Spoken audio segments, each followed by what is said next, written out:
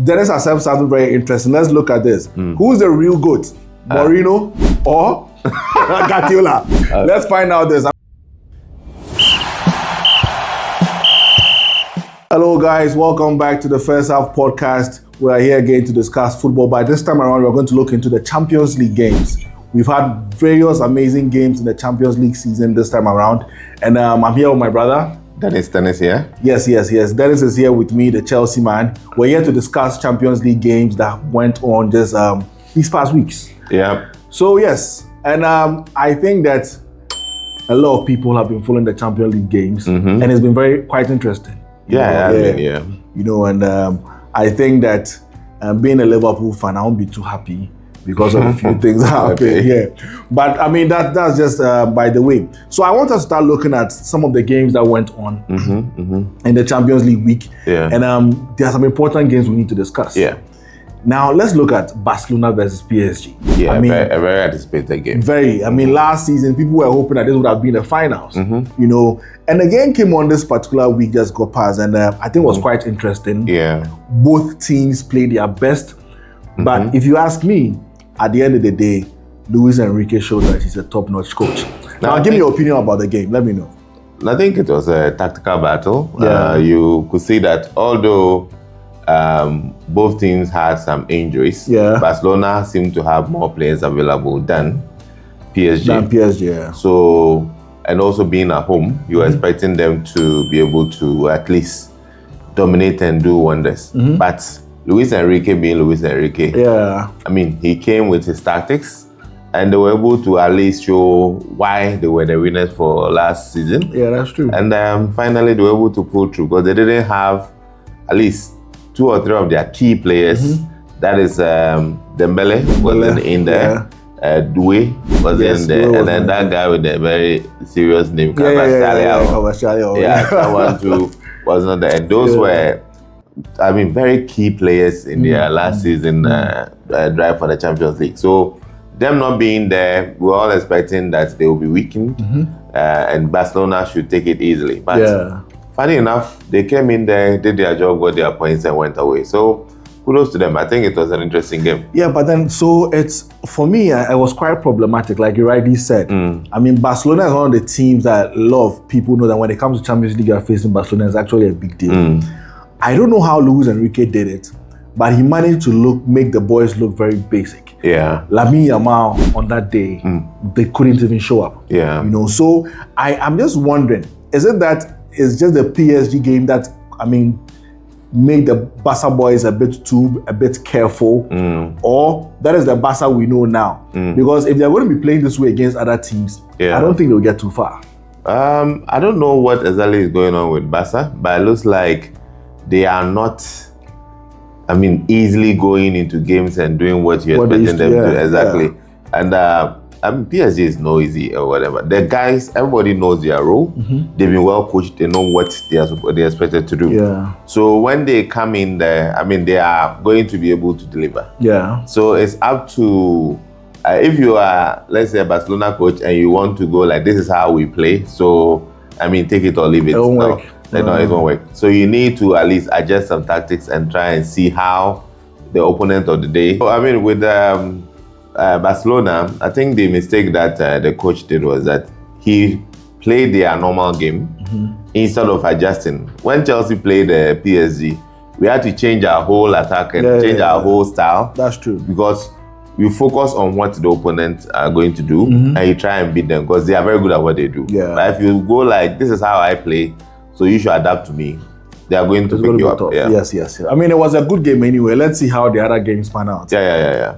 Then there was another interesting game. I mean, what made that game very interesting was that just before that game, we had Mourinho coming back into the game, going back to be a coach of Benfica. Yeah. Interestingly, before he was sacked, it was Benfica that scored his team for him to get sacked. That was very interesting.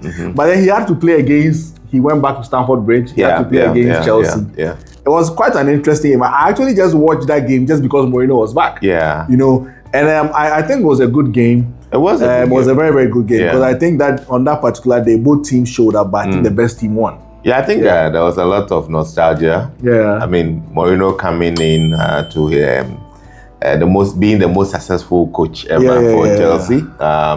The fans are still connected to him. He always says that he has his home just next to the stadium. His son still visits the stadium to watch games, so they are still Chelsea fans and all that.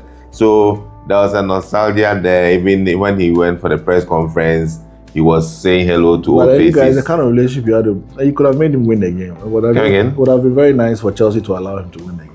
No, we needed a 3 point for something because when we met, what do you call Bayern, we didn't get it, so we had to. So I think it was a good game. Yeah, it was. Ultimately, the game on the pitch was not as exciting. I mean, because there's just one goal game. Yeah. But that's what the Mourinho will give you, because obviously he's not going to open up.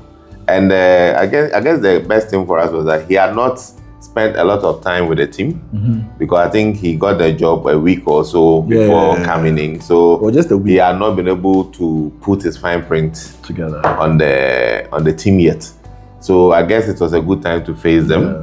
But I mean, it was always good to have Jose back, because he will always be one of the Blues. Yeah. So I mean, it was quite interesting. I was looking at Jose with his gray hair and looking back when he was there. He was such a young chap. So time really flies. But I really respect him though. I mean, I mean, when I was watching that game, I was watching Mourinho. I was like, wow, this guy has done a lot. You know, from Mourinho has done a lot. You see, when you Chelsea, compare all that, Mourinho and Pep, although yes, Pep may have won more, you can't compare the two of them. There's a similarity between Mourinho and Pep, and then Messi and Ronaldo. What do I mean? You see, when you take Mourinho, he's been to so many other teams, low budget team, high budget teams, and he's still been able to do whatever. Pep seems to need a certain budget before he can be able to play his champagne football. So I don't see Pep going to a Benfica or a Porto or an Inter and doing what Mourinho has done. Exactly. So although Mourinho may have not done what Pep has, I think if you compare their journeys, they both at least done something very great in football, and they both need their accolades. Okay. But guys, so I mean, Dennis has said something very interesting. Let's look at this. Who's the real GOAT? Mourinho or Guardiola? Let's find out this. I mean, that's just by the way. But then is you made some very valid points, you know, because Mourinho has done certain things that we need to really talk about at the right time. Because, like you said, he's gone to all these teams and he's been able to make something out of nothing from these teams. So, I mean, kudos to Mourinho for coming back into the football game. We're hoping to see a lot of him in there. Now, we have another game that came up, which was quite disappointing. Very disappointing. Not actually quite. Liverpool and Galatasaray, right? I hope I got it right. And we lost that game. And in fact, it's one of the games that actually made me as a Liverpool fan realize that we had problems. Because I think we were scored in the first half and we chased the game to the 90th minute. We couldn't even bang in one goal. I mean, what was your take on that particular game?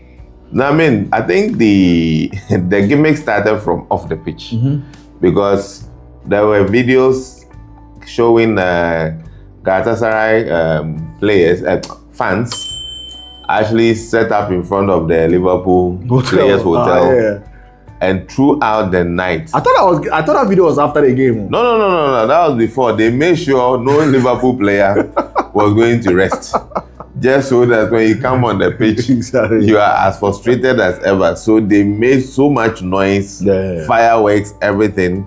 And I mean, the point is that, I mean, that's just by the way. I don't know whether I really that has an impact on the players, because there are a lot of noise cancellation headphones and things that you can use and still be able to cut out those noise and sleep. The whole point is that Liverpool, I think when you watch the game, they really chase the game, and it's like they didn't have any answers to what Galatasaray threw at them. Because one thing I always say is that if you want to beat Liverpool, be ready to run more than them. If you're able to meet them with their energy, it becomes a bit tough. And like I said earlier, the star guys like Salah and all that, they are not able to show up yet. And that is where Liverpool is struggling at. But I think it was a very disappointing game for very disappointing. I mean, I was expecting that we actually play well and lose. And we didn't even play well. No. So it was that bad. We couldn't even string 2-3 passes together. We couldn't even find our key men to be able to help them move in to try and make an attempt at scoring. I mean, it was just terrible. Yeah. It was just terrible. And at a certain point, I realized that the boys were frustrated. And for me, I felt they were too frustrated early in the game. Around the 65th, 70th minute, I realized that the boys were frustrated. So it was a terrible game. And I bet you, if this is the kind of game we're going to be playing the Champions League, because I've watched the Champions League games, Liverpool can't go far. If we don't change the style of play, the Champions League will be tough. Because I've seen other teams playing. So I think it's been good games for the Champions League. I mean, Galatasaray playing at home, they are not easy. And Osimhen is Osimhen. He's going to just worry your backline. And with Liverpool's defensive challenges this season, you know that with a striker like Osimhen, he's going to actually... He really worried us, actually. He's actually going to worry you. And I think he had just even recovered from an injury. So the effort he showed in that game, you could see he was really up for it. And he has shown why they broke the bank. They broke the bank to... But that game, the people came in hard. Liverpool has an history at Istanbul. So, they really came in to make sure that they played us hard. But they gave us a good run for our money. So it was good. Galatasaray is putting together actually a very good team. If you see some of the quality of the guys in there, that's true. They have a strong squad there. And I'm not surprised that they were able to actually find a win against Liverpool. Okay, guys, Charlie, Champions League is still going on. Let's watch all the other games and see how our teams are faring. Liverpool will bounce back, trust me, but I don't know about your team. So, cheers. Let's have you comment and subscribe.